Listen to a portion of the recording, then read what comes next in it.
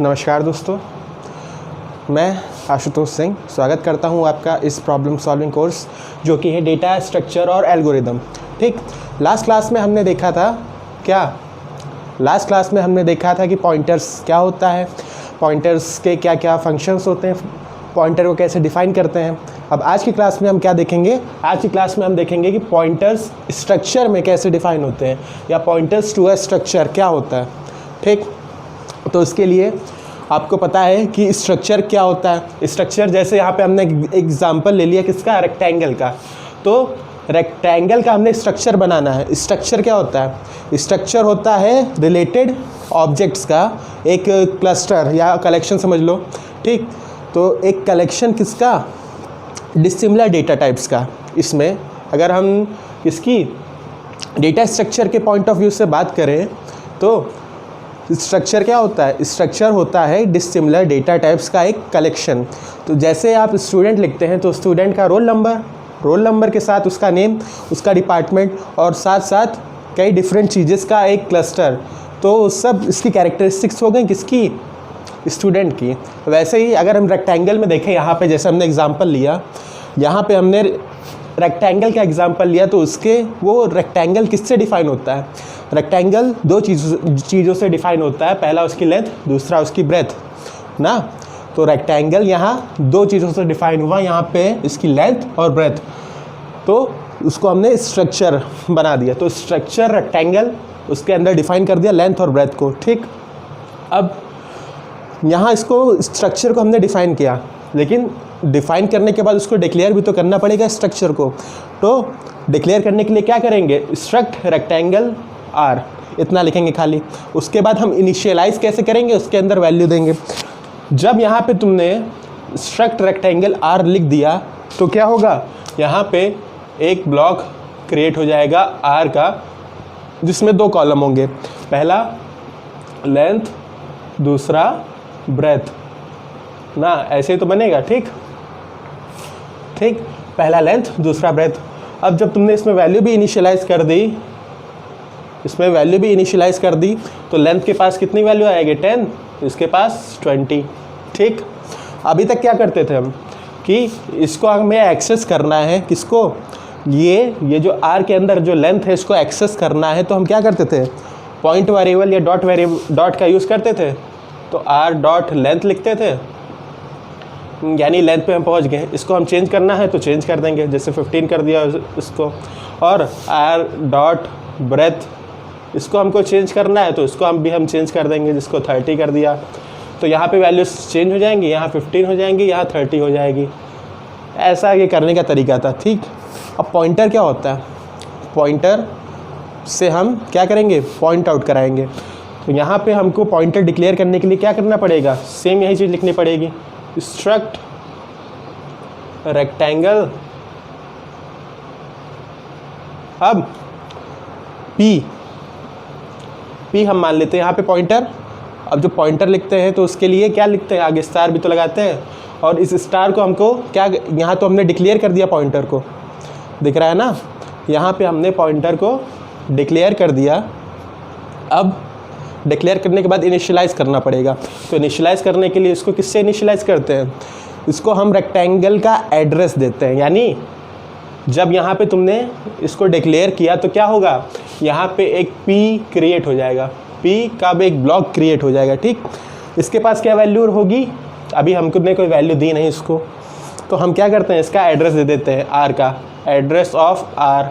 Address of R मान लो जैसे यहाँ पे इसका एड्रेस 200 डिवाइडेड बाय 201 पहला का था, और पहले से मतलब है ना हमें, लेंथ और ब्रेथ तो एक ही में है ना।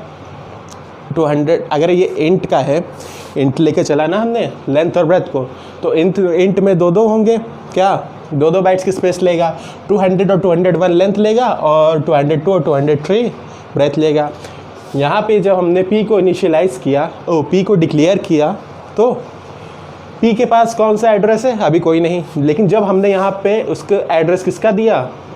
आर का एड्रेस दिया, तो यहाँ पे वैल्यू आ जाएगी 200। समझे?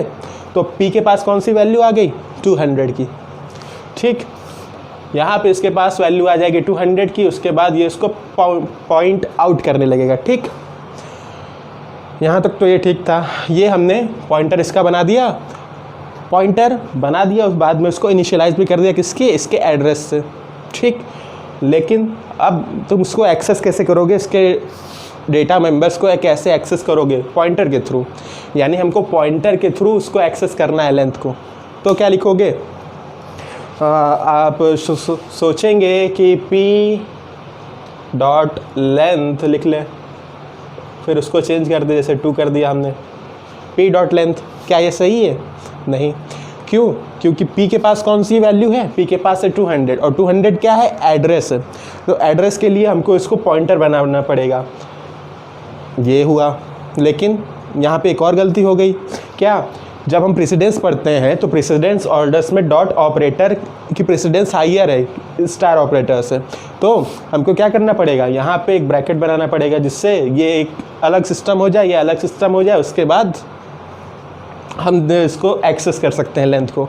लेकिन इतना तामझाम करने से अच्छा सी ने क्या किया, सी लैंग्वेज ने सीधा हमको एक नया ऑपरेटर प्रोवाइड कर दिया, जहाँ पे हम p लिखते हैं, p के बाद एक एरो बनाते हैं, उसके बाद length, p arrow length is equals to 2। यानी इस एरो ऑपरेटर के थ्रू हम लेंथ को एक्सेस कर सकते हैं। लेंथ को एक्सेस किससे किया हमने, एरो ऑपरेटर के थ्रू। क्यों? क्योंकि यहाँ पे जब हम पहले वाली स्टाइल में लिख रहे थे तो यहाँ पे हमको स्टार ऑपरेटर डॉट ऑपरेटर दोनों लगाना पड़ रहा था, लेकिन सी लैंग्वेज ने हमारे लिए क्या आसान किया कि हमको एक सीधा एरो ऑपरेटर दे दिया, हमने ये लगा लेंगे, उसके बाद डायरेक्टली एक्सेस कर पाएंगे।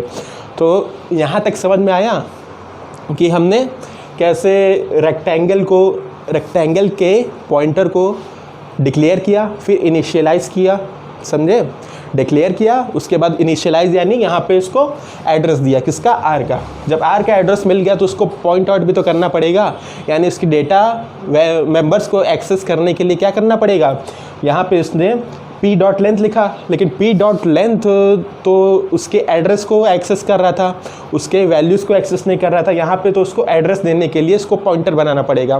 पॉइंटर बनाने के लिए हमने स्टार ऑपरेटर लगाया, star p dot length is equals to 2।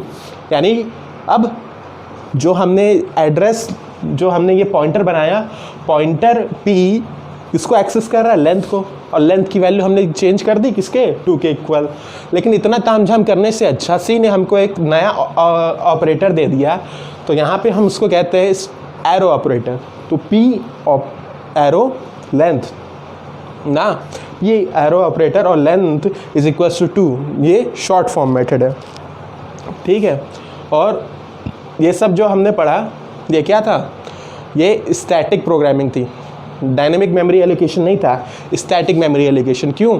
क्योंकि यहाँ पे हम डायरेक्टली वैल्यू दे रहे हैं, स्टैटिक यानी हम अपने आप से दे रहे हैं, डायनेमिक यानी अब सीखेंगे कि डायनेमिक मेमोरी एलोकेशन इसमें कैसे होगा। ठीक, डायनेमिक मेमोरी एलोकेशन क्या, at the time of execution देना वैल्यूज़ को,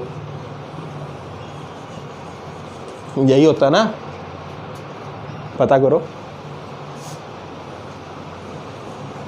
डायनेमिक मेमोरी एलोकेशन क्या होता है, डायनेमिक मेमोरी एलोकेशन में हम मेमोरी को एलोकेट करते हैं at the time of execution ना, बताना हमको। ठीक, अब जब हमको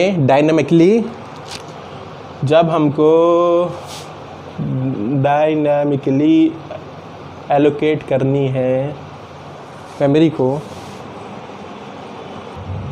हाँ, तो अगर हमको डायनेमिकली इसको बनाना है या किसी भी ऑब्जेक्ट को हमको डायनेमिकली क्या करना है, एलोकेट करना है, तो हम क्या करेंगे, हम यहाँ पे सबसे पहले लिखेंगे इंट मेन में क्या लिखेंगे, स्ट्रक्ट रेक्टेंगल, उसके बाद यहाँ पे एक पॉइंटर को डिक्लेयर करेंगे। पॉइंटर को डिक्लेयर करने के लिए क्या लिखते हैं, कोई एक पहले लेटर लेते हैं, p ले लिया मान लो, और यहाँ पे स्टार लगा दिया, तो यहाँ पे ये क्या, यहाँ पे ये डिक्लेयर हो गया, ये पॉइंटर हमने बना दिया एक।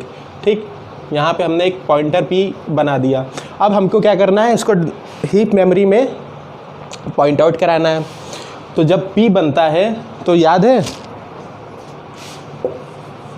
p बनता है तो क्या कहाँ बनता है, ये मेमोरी बताई थी, मेमोरी में कितने सेक्शंस होते हैं, 1 2 3, ये हीप, ये स्टैक और ये कोड सेक्शन, यही तो होता। तो जब P हमारा बनेगा, जब हमने P को डिक्लेयर किया तो कहाँ बनेगा, ये बनेगा किसमें, किसमें बनेगा, यहाँ पे बनेगा ना। ये क्या है, main function of the stack frame. तो यहाँ पे P तुम्हारा जो पॉइंटर है वो बन जाएगा, ठीक। अब जब तुम्हें क्या पॉइंट आउट करना है कि तुम्हारा ऑब्जेक्ट कहाँ होना, तुम्हें अगर हीप मेमोरी में बनाना है तो क्या करना पड़ेगा, इसके लिए तुमको मैलॉक फंक्शन का यूज़ करना पड़ेगा। तो मैलॉक फंक्शन यूज़ करने के लिए सबसे पहले मैलॉक लिखेंगे। अब मैलॉक के बाद हमको क्या बनाना है, हमको बनाना है एक स्ट्रक्चर बनाना है, किसमें, हीप मेमोरी में। स्ट्रक्चर बनाना है हीप मेमोरी में। तो हम कैसे उसको पॉइंट आउट कराएंगे, तो यहाँ पे मान लो जैसे हमने यहाँ पे स्ट्रक्चर हमको ये बनाना है, यहाँ पे आर, जहाँ पे लेंथ और ब्रेथ है, ठीक। तो उसके लिए हमको इस पॉइंटर को पॉइंट आउट कैसे कराना पड़ेगा, मैलॉक फंक्शन के थ्रू। तो मैलॉक के आगे क्या लिखते हैं, साइज़ किसका, स्ट्रक्चर का साइज़। तो जैसे यहाँ पे 2 और 2 लेंथ की इंटीजर है लेंथ, तो 2 इसका, तो यानी 4 बाइट्स। तो डायरेक्ट 4 बाइट लिखने से अच्छा हम साइज़ लिख दें, क्या लिखेंगे, साइज ऑफ स्ट्रक्ट रेक्टेंगल। ठीक, ये कंप्लीट मैलॉक फंक्शन। अब मैलॉक फंक्शन क्या रिटर्न करता है, किस टाइप में, वॉइड पॉइंटर रिटर्न करता है। तो हमको उसको टाइप कास्ट करना पड़ेगा। टाइप कास्ट किस में करेंगे, जिसमें हमको चाहिए वैल्यू, हमको चाहिए स्ट्रक्ट रेक्टेंगल में चाहिए ना, उसके बाद स्टार बना देंगे ना, struct rectangle star malloc size of the struct rectangle. अब ये किसको एलोकेट कर देंगे, P को एलोकेट कर देंगे ये। तो क्या हो जाएगा, यहाँ से जो P है वो हमारा पॉइंट आउट करने लगेगा किसको, स्ट्रक्चर को, कहाँ पे, हीप मेमोरी में। ठीक, अब हमको अगर एक्सेस करना है, जैसे लेंथ की वैल्यू यहाँ पे नल दिया है, कुछ दिया नहीं है, तो उसको वैल्यू को हमको डालने के लिए क्या करना पड़ेगा, तो ऐसे कर दें P एरो लेंथ। अब यहाँ पे कोई भी वैल्यू दे सकते हो, जैसे 10 दे दिया, समझे। वैसे ही यहाँ P ब्रेथ, ये भी 15 दे दी, ठीक, समझे। तो यहाँ पे क्या हुआ, जब तुमने एक्सेस किया और इसको वैल्यू को रख दिया, तो यहाँ पे वैल्यू तुम्हारी 10 और 15 हो जाएगी, समझे। तो ये हम कैसे करते हैं, ये सब डायनेमिकली करते हैं। डायनेमिकली कैसे करते हैं, मैलॉक फंक्शन के थ्रू करते हैं। मैलॉक फंक्शन जब लिखते हैं तो आगे साइज ऑफ, आगे में वो देना पड़ता है कि हम किस टाइप के वेरिएबल को एक्सेस कर रहे हैं। यहाँ पे हम स्ट्रक्चर को एक्सेस कर रहे हैं, किस टाइप की डेटा टाइप को हमें एक्सेस करना है हमें हीप मेमोरी में। तो यहाँ पे हम स्ट्रक्चर कर रहे हैं, स्ट्रक्चर का साइज़ 4 है, हमारे एग्जाम्पल के हिसाब से उसका साइज़ 4 बाइट्स का है। लेकिन हम ना लिखते हुए ये लिख देते हैं कि साइज़ ऑफ स्ट्रक्ट रेक्टेंगल।